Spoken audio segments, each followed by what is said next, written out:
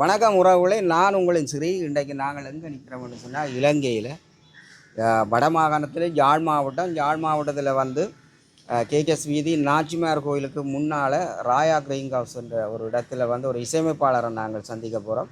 அதற்கு முதல் எங்களுடைய சேனலை பார்க்குற உறவுகள், எங்களுடைய சேனலை நீங்கள் சப்ஸ்கிரைப் பண்ணிக்கொண்டு ஒரு பெல்லை தட்டி நீங்கள் கமெண்ட்ஸுகள் பகிரவணும் என்று கேட்டுக்கொண்டு, அன்பு உறவுகளே, எங்களுடைய தேசத்தின் கலைஞராக விளங்கக்கூடிய மூத்த ஒரு கலைஞர், ஒரு இசையமைப்பாளர், தேசத்தின் தந்தை என்று அழைக்கப்படுகிறது கண்ணன் மாஸ்டருடைய மகனை தான் நாங்கள் இன்றைக்கி சந்திக்க வந்திருக்கிறோம். அந்த வகையில் வந்து நாங்கள் இன்றைக்கி சுவாரஸ்யமான பதிவுகளை நாங்கள் கொண்டு போகிறோம். இந்த உறவுகளை வந்து இசைத்துறையில் பல சாதனைகளை படைத்து கொண்டிருக்கின்ற கூடிய ஒரு குடும்பம்தான். ஈழத்திலே புகழ்பூத்த முன்னணி கலைஞராக விளங்கக்கூடிய தந்தை கண்ணன் மாஸ்டருடைய மகன் தான் நாங்கள் சந்திக்க பாருங்க உறவுகளே. நாங்கள் அவருடைய நாங்கள் வந்திருக்கிறது இன்றைக்கு வந்து அவருடைய ஒளிப்பதிவு செய்கிற ஸ்டூடியோன்னு சொல்லுவோம் தானே, அங்கே தான் வந்திருக்கிறோம். அப்போ அங்கே போய்ட்டு நாங்கள் அவரை சந்தித்து அவரோட நாங்கள் இன்றைக்கி சுவாரஸ்யமாக வந்து நாங்கள் நிறையவே வந்து கதைக்க போகிறோம். எங்களோட உறவுகளுக்கு நாங்கள் நிகழ்வுகளை கொண்டு வர போகிறோம். உறவுகளை இப்போ நாங்கள் சொன்னபடி நாங்கள் ஒரு இசையமைப்பாளரை, இசைத்துறையில் பயணிக்கக்கூடிய ஒரு ஆளுமை மிக்க ஒரு இளங்கலைஞர் ஒரு ஆளைத்தான் நாங்கள் சந்திக்க வரோம். இவரை தெரியாத ஆக்கள் இல்லை என்று நாங்கள் சொல்ல முடியாது. அந்த வகையில் வந்து நாங்கள் ஒரு சுவாரஸ்யமாக தான் நாங்கள் இன்றைக்கி வந்து எங்களுடைய தாய உறவுகள், அதாவது வந்து உலகெங்கும் வாழுகிற எங்களுடைய தமிழ் உறவுகள் எங்களுடைய காணொலியை நீங்கள் பார்த்து வாரீர்கள். அந்த வகையில் ஒரு சில மாதங்களுக்கு முன் வந்து நீங்கள் என்ன கேட்டிருந்தீங்கள், தர்சனுடைய அந்த அவரையே நீங்கள் நேர்காணலே என்ன செய்யலை, நீங்கள் கட்டாயம் அந்த பதிவேற்றத்தை செய்யணும்னு சொல்லி ஒரு 3 மாதத்துக்கு முன்பதாக இவரை நன்கு அறிந்தவர்கள், அந்த பல நண்பர்கள் வந்து குலத்திலேயும் சரி இங்கே தாயத்திலேயும் உள்ளவர்கள் தொடர்ச்சியாக வந்து நீங்கள் உங்களுக்கு கிட்ட இருக்கிறீர்கள், இவருடைய காணொளி பதிவு ஒன்று செய்து வெளியீடு செய்யணும் என்று சொன்ன அந்த தகவல்களை நான் இன்றைக்கு நினைவு கூர்ந்து கொண்டு நாங்கள் இன்றைக்கு சுவாரஸ்யமாக பேச போகிறோம். வணக்கம் தர்சன்.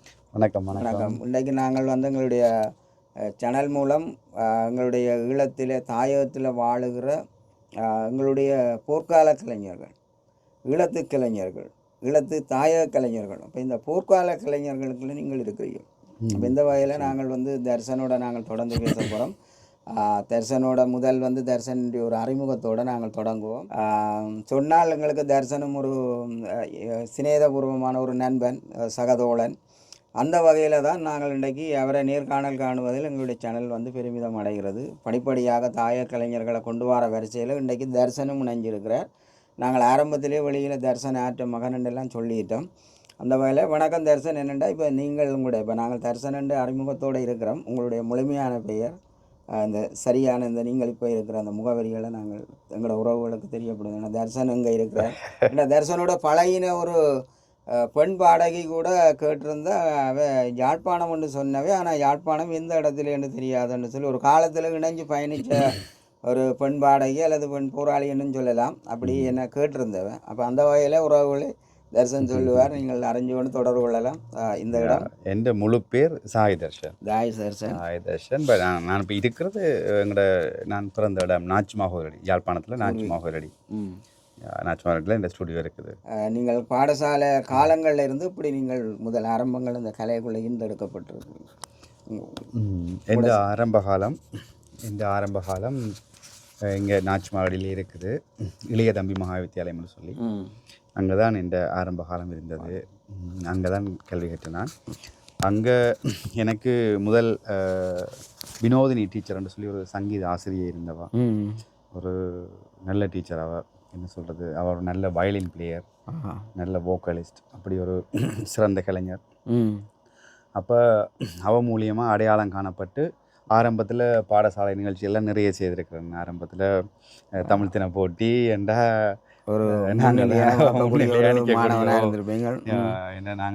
ஒரு இசை குடும்ப பின்னணியோட வந்தபடியாக சிறு வயதிலேயே சில வாத்தியங்களை கையாளக்கூடிய ஒரு திறமை இருந்தது. அப்போ அந்த டீச்சர் அதை அடையாளம் கண்டு ஆரம்பத்திலேயே பாடலாக இருக்கட்டும் இல்லை வாத்தியங்களாக இருக்கட்டும் எல்லாத்துக்குமே பங்கு பெற்றக்கூடிய ஒரு இருந்தது. அதுக்கு பிறகு என்னோட கல்வி சென்ட்ரல் காலேஜ், யாழ் மத்திய கல்லூரி. அங்கே தான் என்னோட 6ஆம் ஆண்டுக்கு மேல் நான் கல்வி தொடர விரும்பினான். என்று சொல்லி சொன்னால் எனக்கு கிரிக்கெட்லேயும் நிறைய ஒரு ஆர்வம் இருந்தது. கிரிக்கெட் ரசிகர்களும் பார்த்துக்கிறோங்க.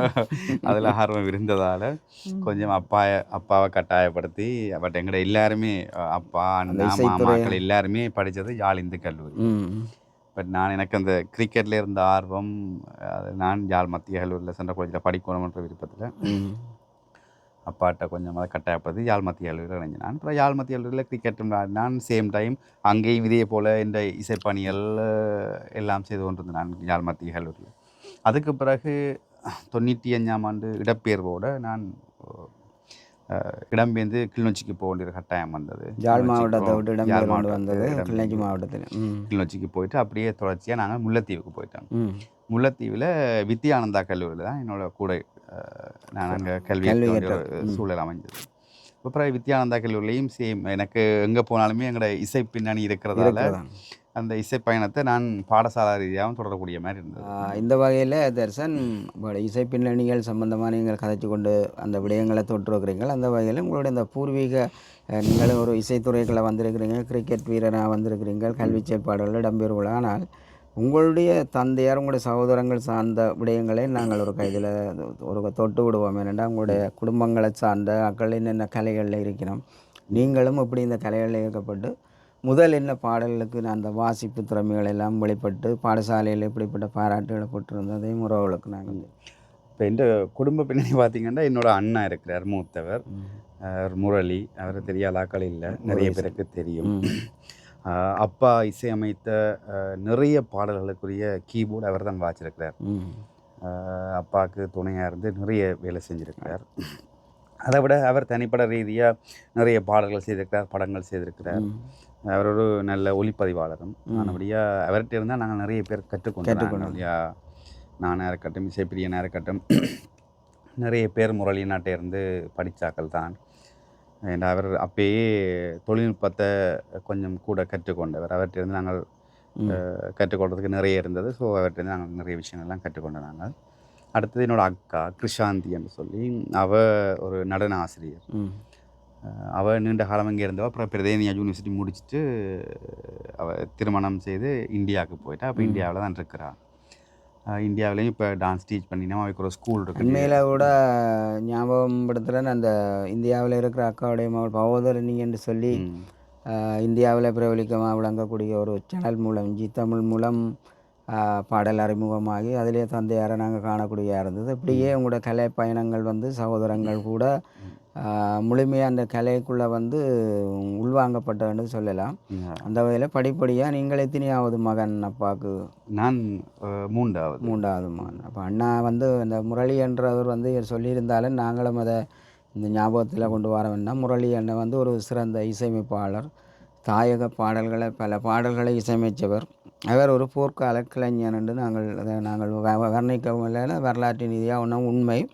முரளி அண்ணனுடைய இசையில் கூட பல நூற்றுக்கணக்கான பாடல்கள் தாயத்தில் பலம் வந்ததுன்றதை நாங்கள் நினைவூட்டி கொண்டு தொடர்ந்து பேசுவோம். என்னென்னா இவர் கண்ணன் மாஸ்டருடைய மகன் என்று நாங்கள் சொல்லிக்கிறோம். அந்த வகையில் தான் தர்சனுடைய கலைப்பயணங்கள் சிறிது சிறிதாக பெரிய அளவுக்குள்ளே வர்றீங்க.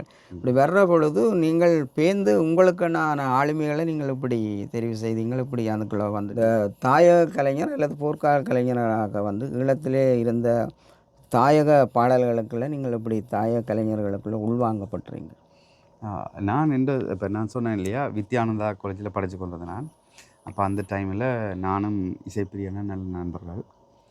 அப்போ 2 பேரும் ஒரே ஸ்கூலில் படிக்கிறோம் அந்த டைம். அப்போ நாங்கள் சின்ன சின்ன ரெக்கார்டிங்கண்டா எப்படியுமே 2 பேரும் சேர்ந்து கொண்டு தான் போவோம் ரெக்கார்டிங்களுக்கு.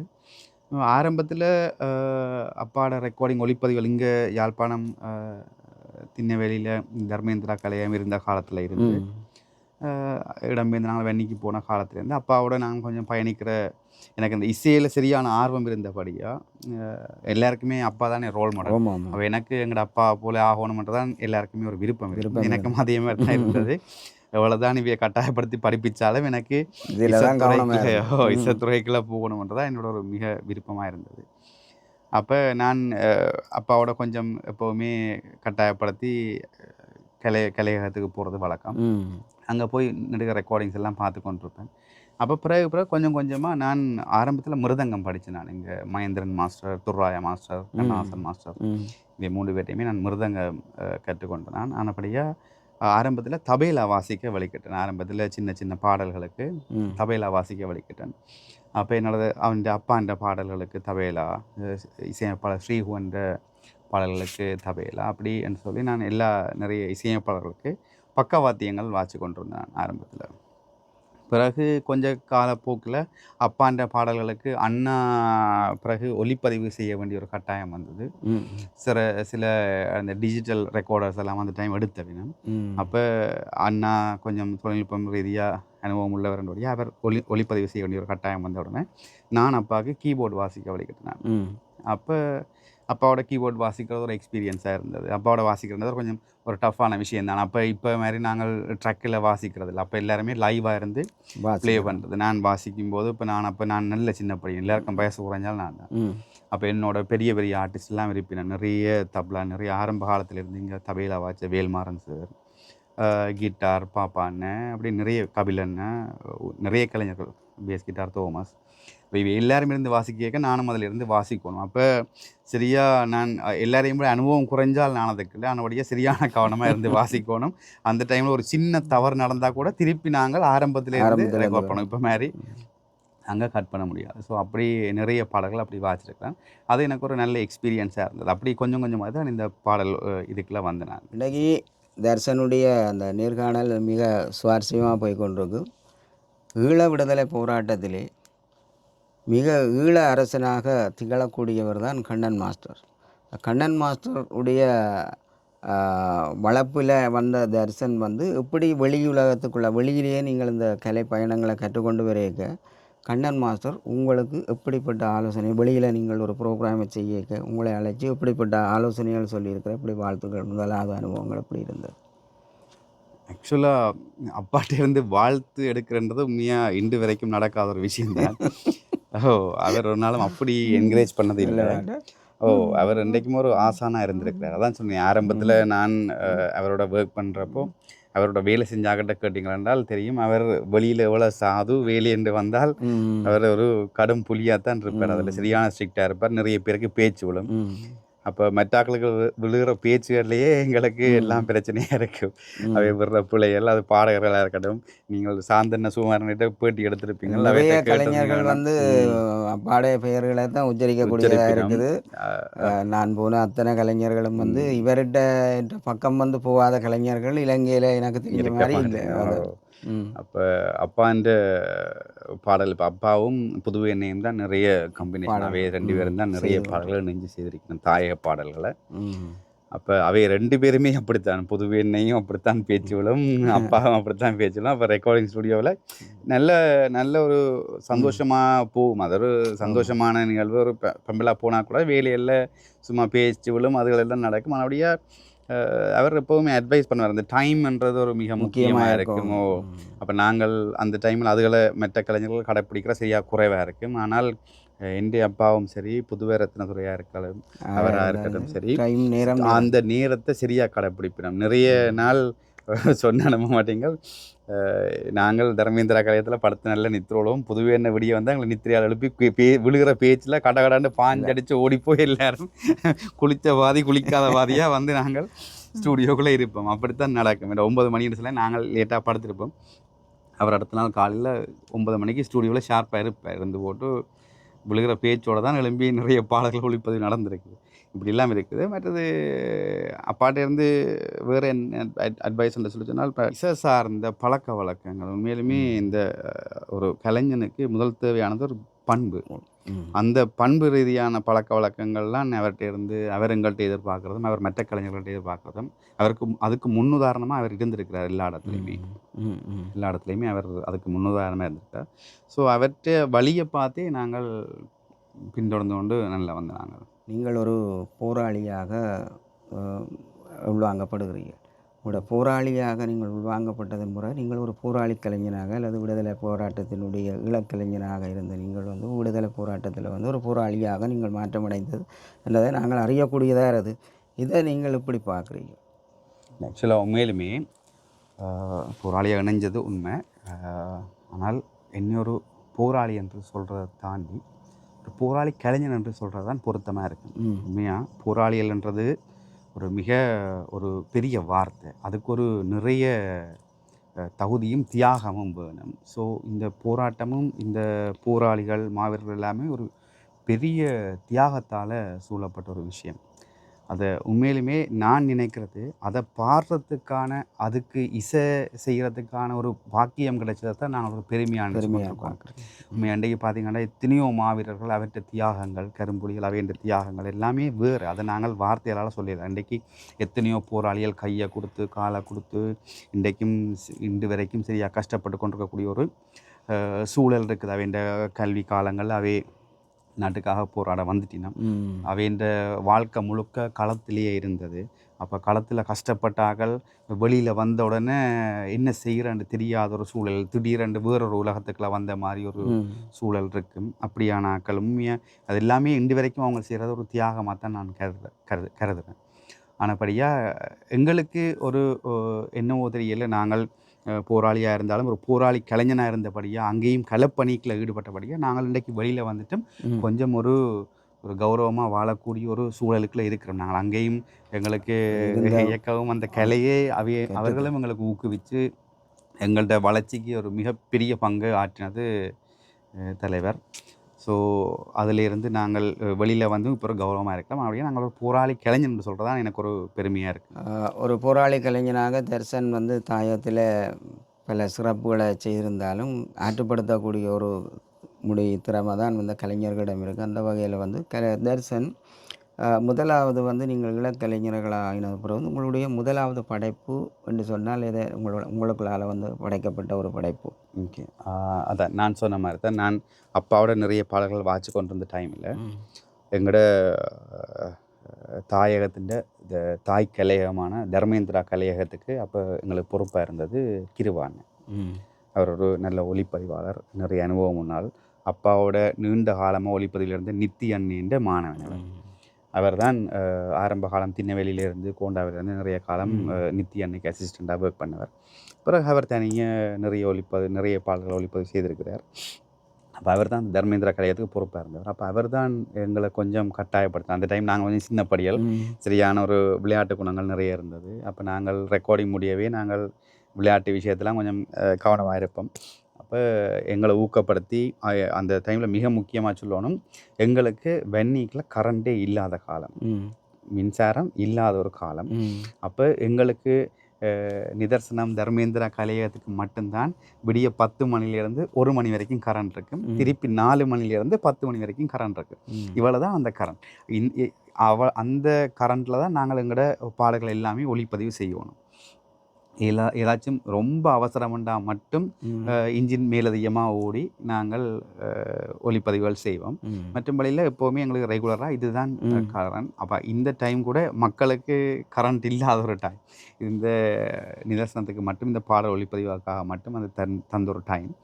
அப்போ கிருபான்னு அவ்வளோ ஊக்கம் தந்தவர் தர்ஷன். நீ இசையமைக்கணும், அப்பா இசையமைப்பாளர், அண்ணா இசையமைப்பாளர். அப்போ நீ இப்படியே தனியாக வாத்தியங்களை மட்டும் வாட்சி கொண்டு இருக்கக்கூடாது. ஸோ நீ இசையமைக்கணும், அடுத்தடுத்த கட்டங்களுக்கு ஒரு ஊக்கம் ஒன்று தந்தவர், செய்யுங்கன்னு சொல்லி. அப்போ எனக்கு ஓகேயாக இருந்தது. சரி, ஒரு பாடல் ஒன்று முதலாவது செய்வோம். இப்போ முதலாவது பாடல் என்ன செய்யணும், எங்களோட மாவீரர்களுக்கான ஒரு பாடல். என்றைக்குமே எங்களோட தெய்வங்கள் அவை தானே. ஸோ அவைக்கான பாடல் ஒன்று செய்வோம்ன்றதான் முதலாவது பிளான். அப்போ விடுதலை சுமந்தவனை வித்துடலாய் சுமக்கிறோம் என்று சொல்லி ஒரு பாடல் ஒன்று ஒளிப்பதிவு செய்தது. அதில் எங்களோட திருமலைச்சந்திரன் மாஸ்டர் பாடியிருப்பார். ஸோ அதுதான் என்ற முதலாவது நான் இசையமைத்த முதலாவது பாட்டு. அது எங்களோட கிளைப்பெரிய தான் பாட்டு எழுதினவர். அவர் இன்றைக்கும் சுவிஸில் நிறைய பாடல்கள் எழுதி கொண்டிருக்கிறார். அவர் தான் அந்த பாடல் எழுதியிருக்கிறார். அதுதான் இந்த முதலாவது பாடல். அப்படி ஒரு முதலாவது கட்டம் உங்களுக்கு ஒரு அங்கீகாரம் கிடைச்சி பிறகு படிப்படியாக உங்களுக்கு ஆன சந்தர்ப்பங்கள் எப்படி கிடைச்சி கொண்டு வந்தது? இப்போ முதலாவது பாடல் மாவீரர் பாடலில் நீங்கள் வந்துட்டீங்க. ஒரு முக்கியமான பாடகர் திருமலைச்சந்திரன் முக்கியமாக படைக்க உங்களுக்கு அடுத்த அங்கீகாரம் எப்படி கிடைக்குது, எவையால் கிடைக்குது உங்களுக்கு தொடர்ச்சி? நீங்கள் எடுத்துட்டீங்க, வந்துட்டீங்க, அடுத்த கட்டங்கள் இல்லை தொடர்ச்சியாக நாங்கள் அப்போவே வெந்நீக்கில் இருந்தபடியாக அங்கே எங்களுக்கு போராட்ட பாடல்கள் மட்டும்தான் இசையமைக்கக்கூடிய ஒரு தேவை இருந்தது. அப்போ இருந்த தேவையே அதுதான். காலத்தின் தேவை தானே. ஒரு உண்மையாக ஒரு கலைஞன்ன்றதே ஒரு காலத்துக்கும் ஒரு நாட்டுக்கும் தேவையான படைப்புகளை உருவாக்குறவன் தான் ஒரு மிகச்சிறந்த கலைஞன். ஸோ அந்த காலத்தில் தேவைப்பட்டது அந்த நாட்டுக்கான பாடல்களும் போராட்டத்துக்கான பாடல்களும். ஸோ அதுகளை தொடர்ச்சியாக செய்யக்கூடிய ஒரு வழி கிடைச்சது. அதாவது அதுக்கு மேலே அந்த பாடல்கள் வந்த உடனே அந்த பாட்டு நல்லா இருந்தது, எல்லாருக்குமே ஒரு பாராட்ட பிடிச்சதாக இருந்தது. அதுக்கு பிறகு நிறைய பாடல்கள் எங்களுடைய போராட்டம் சம்மந்தமான நிறைய பாடல்கள் எல்லாம் ஒளிப்பதிவு செய்தேன் நான். பிறகு தொடர்ச்சியாக எனக்கு வெளிநாட்டுக்கு போகக்கூடிய ஒரு சந்தர்ப்பம் வந்தது. 2003ஆம் ஆண்டு சமாதான காலத்துக்குள்ள இங்கேருந்து தமிழ் இசைக்குழு வெளியில் போகுது. அந்த தமிழ் இசைக்குழுவில் நான் முதல் போகக்கூடிய ஒரு சந்தர்ப்பம் கிடைச்சிது. அது எங்களோட சேர்லான்னா உருவாக்கி தந்தவர். அவர் தான் நிதர்சனத்துக்கு பொறுப்பாளர். நிதர்சனத்தினுடைய ஒரு பொறுப்பாளர் இன்றைக்கு எங்களோட மண்ணில் இல்லை. அவர் தான் அந்த உருவாக்கி. அப்போ இங்கேருந்து 28 பேர் போனாங்க தமிழ் இசைக்குழுன்னு சொல்லி. அதில் மிக குறைஞ்ச வயசில் போனால் நான் தான். அப்போ நிறைய எங்களோட சாந்தண்ணன், சுகுமாரன், திருமிச்சம்பரம், எங்களோட சகல பாடல்களும் உங்களோட சகல கலைஞர்களும் எல்லாருமே பங்கு பெற்றினேன்.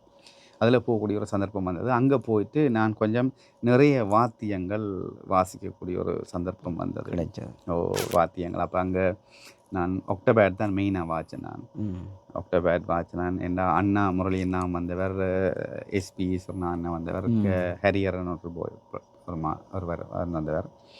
அப்போ எல்லாருமே போன இடத்துல கீபோர்டுக்கு நிறைய ஆக்கள் இருந்தது. அப்போ நான் பேடு வாய்ச்சினான், ஒக்டபேட் வாய்ச்சினான். அப்புறம் சில பாடல்களுக்கு தவில் வாய்ச்சினான், உடுப்பு வாய்ச்சினான். ஸோ அப்படி நிறைய வாத்தியங்கள் எல்லாம் வாய்ச்சி முடிஞ்சவரை அந்த வாத்திய கருவிகளை இயக்கக்கூடிய அளவுக்கு இருந்திருக்கிறீர்கள். வெளிநாட்டு பயணங்கள் உங்களுக்கு எப்படி அனுபவத்தை தந்தது? அந்த டைமில் உண்மையிலுமே ஒரு மிக சந்தோஷமாக இருந்தது. புது அனுபவம். முதல் தரம் வெளிநாட்டுக்கு போகிறோம். அங்கே வெதர், அங்கே குளிர் எல்லாமே வேறு மாதிரி இருந்தது. ஸோ அதை சந்தோஷமாக என்ஜாய் பண்ணாங்க. அந்த டைமில் அங்கே இருந்த ஆக்களோட ஆதரவு, புலம்பெயர் தேசத்தில் இருந்த மக்களோட ஆதரவுன்றது மிக முக்கியமாக இருந்தது. அவர்கள் எங்கள் மேலே வச்சிருந்த பற்று, அவர்கள் எல்லாருமே இந்த நாட்டின் மேலே நினைக்கிறேன். அப்போ எல்லாம் நீங்கள் பார்க்க மாட்டீங்க. நாங்கள் ஒரு ப்ரோக்ராம் அடிப்போம், சாந்தனையும் சுமரனையும் இடையில் ஒரு பாட்டு ஒன்று பாடுவினோம், வீடு வச்சு நந்தலான்னு சொல்லி போட்டு. அப்போ எங்களோட சேர்லான்னு கிருபான்னு ஆக்கள் அங்கே இருக்கிற ஆக்கள் எல்லாருமே இப்படி வேட்டியை இப்படி பிடிச்சி கொண்டு சனத்துக்கு நடுவால் போய்க்க அந்த அவ்வளவு காசு அள்ளி போடுங்க, சனங்கள் நகைகள் அள்ளி போடுங்க. அப்படி எங்களோட எல்லா அணுகள்லையும் பெரும் தொகையான பணங்கள் எல்லாமே சனம் இந்த போராட்டம் ஆதரவு கொடுத்தாங்க. என்ன நாங்கள் கண்ணால் பார்த்து அப்படியே சொல்கிறோம். ஸோ அந்த பணத்தை எண்ணி முடிக்கிறதுக்கே திருப்பி வேக்கி ஒரு நைட் ஆகிடும். அவ்வளோ காசை எண்ணி எல்லாம் பதிவேற்றம், அது கணக்கெடுத்து அதுக்கு பொறுப்பானாக்கள் அதை பொறுப்பெடுக்கிறதுக்கே ஒரு பெரிய டைம் எடுக்கும். அப்படி ஒரு மிகப்பெரிய பேரன்பு கொண்டிருந்தாக்கள்லாம் புலம்பெயர் மக்கள் அந்த டைம்.